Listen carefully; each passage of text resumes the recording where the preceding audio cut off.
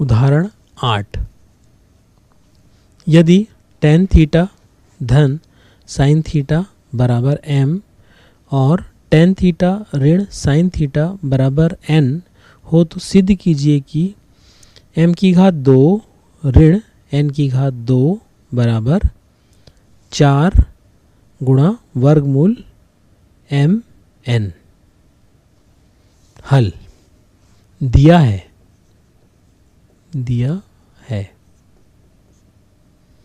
कि m बराबर tan theta धन sin थीटा, उसी तरह से n का मान दिया हुआ है tan थीटा ऋण sin थीटा। अब कहीं हम m और n का योग करते हैं, जोड़ते हैं m धन n, तो हमें प्राप्त होगा धन sin थीटा और ऋण sin थीटा तो कट जाएगा जोड़ने पर, tan थीटा धन tan थीटा बराबर 2 tan थीटा होगा। उसी तरह से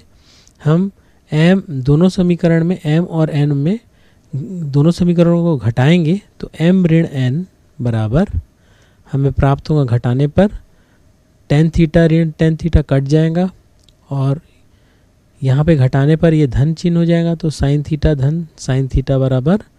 2 sin थीटा में प्राप्त होगा। अब हम ये इस समीकरण m धन n बराबर 2 tan थीटा और m ऋण n बराबर 2 sin थीटा दोनों का गुणा करेंगे। तो कोष्टक में हम लिखेंगे m धन n और m ऋण n बराबर 2 दूनी 4 sin थीटा गुणा tan थीटा। ये हमारा समीकरण 1 है, इसे हम 1 मान लेते हैं। अब हम पुनः m का मान m बराबर tan थीटा धन sin थीटा और n बराबर tan थीटा ऋण sin थीटा, इसमें दोनों समीकरण को गुणा करेंगे। तो गुणा करने पर हमें m गुणा n बराबर प्राप्त होगा कोष्टक में, पहले कोष्टक में tan थीटा धन sin थीटा और दूसरे कोष्टक में हमारे पास प्राप्त होगा है tan थीटा ऋण sin थीटा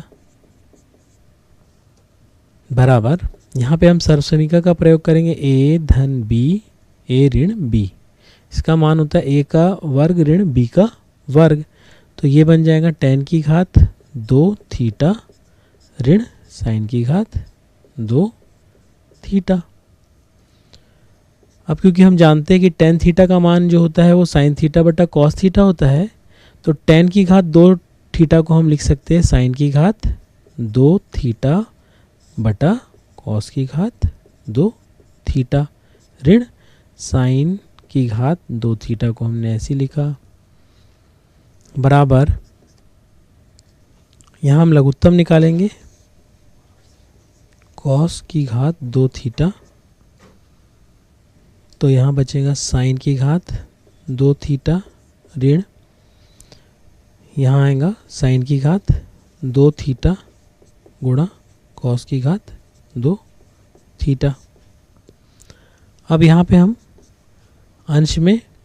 sin की घात 2 थीटा को उभयनिष्ठ निकाल लेते हैं, तो कोष्टक में हमारे पास बचेगा 1 ऋण cos की घात 2 थीटा बटा cos की घात 2 थीटा। आगे हम अगले पृष्ठ में देखते हैं। चलिए आगे देखते हैं। हमें प्राप्त था sin की घात 2 थीटा कोष्टक में 1 ऋण cos की घात 2 थीटा बटा cos की घात 2 थीटा बराबर sin की घात 2 थीटा गुणा, हम जानते हैं कि एक ऋण कॉस की घात 2 थीटा जो होता है वो होता है साइन की घात 2 थीटा बटा कॉस की घात 2 थीटा, बराबर ये है हमारे पास साइन की घात 2 थीटा, और हम जानते हैं कि साइन थीटा बटा कॉस थीटा टेन थीटा होता है, और हमारे पास साइन की घात 2 थीटा बटा कॉस की घात 2 थीटा है, तो ये बन जाएगा टेन की घात 2 थीटा। तो इस तरह से हम 4 गुणा एम एन, 4 गुणा वर्गमूल एम एन का मान लिख सकते हैं। 4 वर्गमूल हमने अभी यहाँ जो प्राप्त किया था m गुणा n का मान ज्ञात किया है, तो एम एन का मान जो है, ये एम एन का मान जो है ये हमने प्राप्त किया साइन की घात 2 थीटा गुणा टेन की घात 2 थीटा, बराबर 4 वर्गमूल साइन का वर्ग 2 थीटा जो है साइन थीटा हुआ, और वर्गमूल से वर्गमूल टेन की घात 2 थीटा को हम बाहर निकालेंगे तो टेन थीटा निकल जाएगा। अब हमने देखा कि m की घात 2 ऋण n की घात 2 बराबर 4 वर्गमूल mn का मान समान है। इस तरह से हम कह सकते हैं कि 4 गुणा वर्गमूल mn बराबर m की घात 2 ऋण n की घात 2। हमने यह समीकरण